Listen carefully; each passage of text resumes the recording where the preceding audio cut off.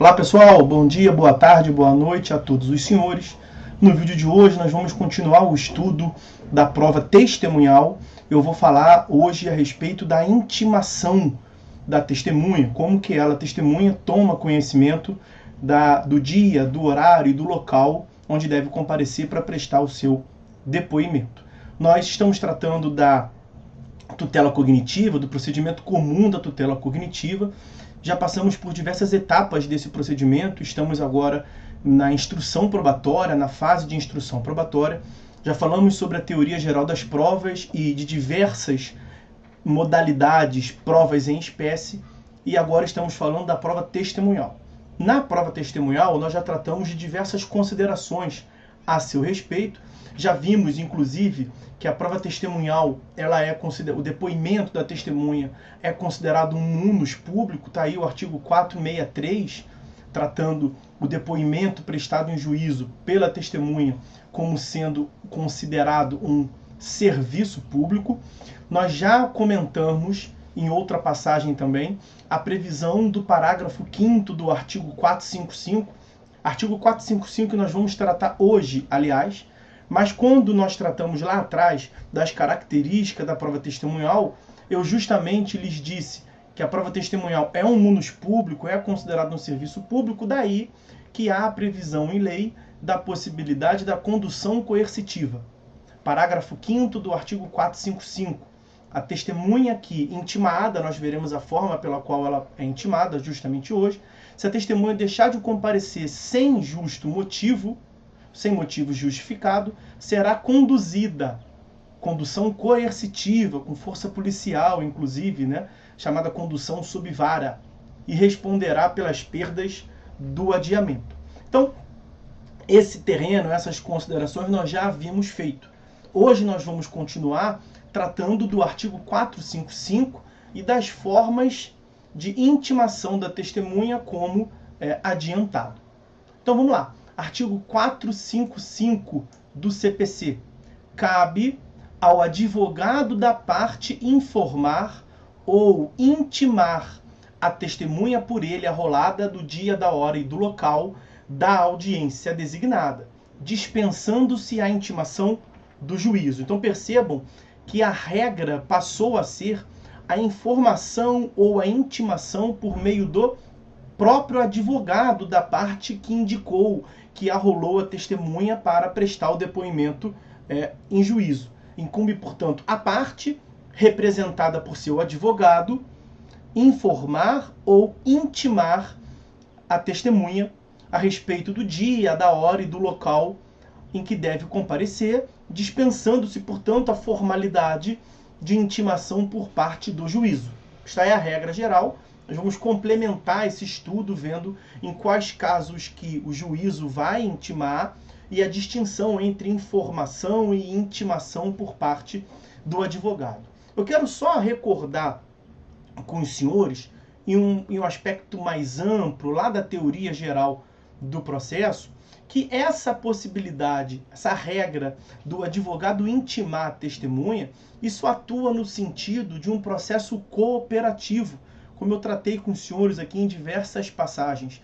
Nós temos o princípio da cooperação, lembrem-se do artigo 6º do CPC, que prevê que os sujeitos do processo, todo aquele que participa do processo deve cooperar entre si para que se obtenha em prazo razoável decisão de mérito justa e efetiva. Muito mais do que o artigo 6º, em diversas passagens espalhada pelo Código, como o artigo 190, a cláusula geral do negócio processual, como o artigo 267, parágrafo 1º, a possibilidade da intimação ser realizada pelo próprio advogado, dispensando-se, portanto, expedições de mandado de intimação pelo juízo. Vejam que a cooperação entendida como uma distribuição equânime dos poderes no processo entre juiz, Ministério Público, defensor público e advogado. Todos aqueles que participam do processo devem contribuir com o desempenho do exercício da função jurisdicional, com a condução do processo de um modo compatibilizado com o modelo constitucional do processo, respeitando, portanto, todas as garantias fundamentais. ok? E aí, nesse contexto, concedendo maior poderes aos advogados das partes, nós temos justamente a regra do caput do artigo 455. Então, voltando ao ponto, a regra passou a ser que a intimação ou a informação se dê pela própria parte representada por seu advogado, dispensando-se, a princípio, que seja a intimação expedida pelo juízo. E claro, você aí vai ter um ganho de efetividade, um ganho de tempo, de deformalização do processo, ok? Vamos aprofundar agora e entender melhor a distinção entre informação ou intimação da testemunha. Quando se fala em intimação, nós temos aí uma carga de uma formalidade maior. O advogado vai expedir uma carta com aviso de recebimento que vai fazer jus, que vai substituir o mandado de intimação do juízo e vai formalmente certificar de que a testemunha tomou conhecimento. Na informação, é quando o advogado informa ao juízo que vai levar a testemunha. E aí ele, advogado, a parte, está abrindo mão de uma formalização por conta dessa carta com aviso de recebimento da testemunha ser intimada. Quando o advogado se compromete a levar a testemunha, independentemente de intimação, seja intimação do juízo, seja intimação dele mesmo, advogado, se no dia e hora aprazada a testemunha não estiver lá, aí não vai ter outro jeito a não ser a perda da prova. Se o advogado fica no meio termo, ele dispensa a intimação do juízo, mas ele providencia a intimação, ele se certificou, ele vai ter uma formalização. Caso a testemunha não compareça, ele vai poder provocar a condução coercitiva mediante uma intimação do juízo. Nesse sentido, a previsão dos parágrafos do artigo 455, especialmente os parágrafos 1º a 3º. Se não, vejamos. Artigo 455, parágrafo 1º. A intimação deverá ser realizada por carta com aviso de recebimento. Intimação pelo advogado, senhores. Cumprindo ao advogado juntar aos autos, com antecedência de pelo menos 3 dias da data da audiência, cópia da correspondência de intimação e do comprovante de recebimento. Isso por quê? Porque se for necessário a expedição pelo juízo de um mandado de intimação pelo não comparecimento da parte, pelo não comparecimento da testemunha rolada pela parte, as informações necessárias para uma condução coercitiva já estão disponibilizadas nos autos. Então, no parágrafo 1º do artigo 455, nós temos a previsão, a regulamentação da intimação da testemunha mediante atividade e impulsionamento do advogado, que, como vimos, passou a ser a regra geral.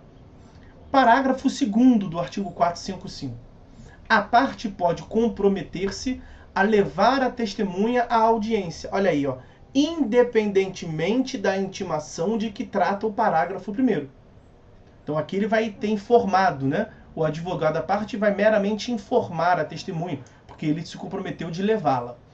Presumindo-se, caso a testemunha não compareça, que a parte desistiu de sua inquirição. E aí, para completar, parágrafo 3º. A inércia na realização da intimação, a que se refere o parágrafo 1º, importa desistência da inquirição da testemunha. Então, diante da possibilidade do advogado expedir a sua intimação mediante carta com aviso de recebimento, se ele não o fizer, a inércia na realização da intimação importa a desistência da inquirição da testemunha. A contrário senso, vamos ao 455, parágrafo 5º. Se a testemunha que for intimada na forma do parágrafo 1º, esqueçam o parágrafo 4º. Parágrafo 1º é aquele que prevê que o advogado vai providenciar a intimação da testemunha mediante carta com aviso de recebimento. Se nessa hipótese, a testemunha, uma vez intimada na forma do parágrafo 1º, se a testemunha deixar de comparecer em juízo sem justo motivo, ela será conduzida, condução coercitiva, e responderá pelas despesas do adiamento. Então percebam como é que nós temos aí a importância do advogado formalizar a intimação mediante carta com aviso de recebimento. Até agora nós vimos a possibilidade do advogado informar, parágrafo 2º, que é mais informal, e do advogado providenciar, representando a parte, naturalmente, o advogado providenciar a intimação da testemunha mediante carta com aviso de recebimento. Se o advogado não intima e a testemunha não comparece, presume-se que ele não quer mais ouvir aquela testemunha. Se o advogado intima e a testemunha não comparece, ele pode provocar a condução coercitiva pelo parágrafo 5º. Ok? Sobre a atividade, então, do advogado, era isso que tínhamos para falar. Mas o parágrafo 4º desse artigo 455, ele prevê a possibilidade de voltarmos à regra geral do Código anterior, que é justamente a intimação da testemunha via mandado judicial. Então, olha o parágrafo 4º do artigo 455 destacado aí para os senhores. A intimação será feita pela via judicial quando, inciso 1º, for frustrada a intimação prevista no parágrafo 1º desse artigo. Olha aí, ó. Para a condução coercitiva, será necessário, então, descumprindo o comparecimento da parte, tendo recebido a intimação do advogado, o juízo vai expedir um mandado judicial que vai resultar na condução coercitiva em caso de não comparecimento. Inciso 2º. A intimação será via judicial quando sua necessidade for devidamente demonstrada pela parte ao juiz. Então, havendo suspeita de que a testemunha não comparecerá, a testemunha já se recusou extrajudicialmente em conversa com a parte, por exemplo. O advogado está suspeitando que a intimação via advogado vai ser só uma perda de tempo.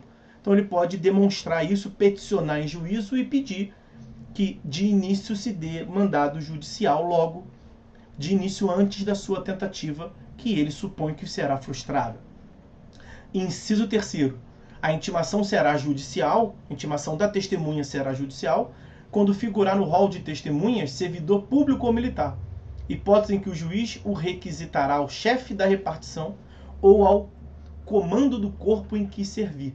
Então perceba que quando a testemunha for militar, sua intimação será pela via judicial. Mesma forma quando a testemunha for servidor público. A intimação será feita pela via judicial quando a testemunha houver sido arrolada pelo Ministério Público ou pela Defensoria Pública. Quando a testemunha é arrolada, portanto, por estes sujeitos processuais, MPDP, Ministério Público e Defensoria Pública, a intimação será, como regra, pela via judicial. E, por fim, a intimação será pela via judicial quando a testemunha for uma daquelas previstas no artigo antecedente, o artigo 454, que é o que trata das testemunhas que prestam depoimento fora da audiência de instrução e julgamento. Há testemunhas que, por deferência à função que ocupam, ao cargo que ocupam, à função que desempenham, são inquiridas em sua residência ou onde exercem sua função. Presidente, vice-presidente da República, ministro de Estado, ministro dos Tribunais Superiores e do Tribunal de Contas da União, dentre outros. Então, nessas hipóteses, o parágrafo 4º do artigo 455 prevê que nós teremos uma exceção à regra. A regra, nós vimos, é a intimação da testemunha mediante a atividade do advogado. Nos casos do parágrafo 4º, o mandado será expedido, a intimação será providenciada via mandado a ser expedido pelo cartório do juiz. Ok? E aí, para finalizar, nós temos justamente a possibilidade da condução coercitiva, que é o que consta, já mencionamos várias vezes aqui, do parágrafo 5º do artigo 455. A testemunha que, intimada na forma do parágrafo 1º, carta com aviso de recebimento expedido pelo advogado. Testemunha intimada por carta com aviso de recebimento providenciado pelo advogado. Ou a testemunha que, intimada na forma do parágrafo 4º, intimação do juízo, nessas hipóteses excepcionais que comentamos ainda há pouco. Então, a testemunha que foi intimada, seja pelo advogado, seja pelo juízo, se ela deixar de comparecer sem motivo justificado, não comparecimento injustificado, duas consequências. Ela será conduzida à condução subvara, condução coercitiva, e também responderá pelas despesas do adiamento. Ok? Então, senhores, essas as considerações que eu queria fazer com os senhores sobre a forma de intimação da testemunha, pelo advogado, pelo juízo, as consequências do não comparecimento injustificado. Nós vamos ficando por aqui. No próximo vídeo eu vou tratar com os senhores sobre o depoimento em si da testemunha e a gente encaminha para a parte final, para a conclusão da prova testemunhal. Ok?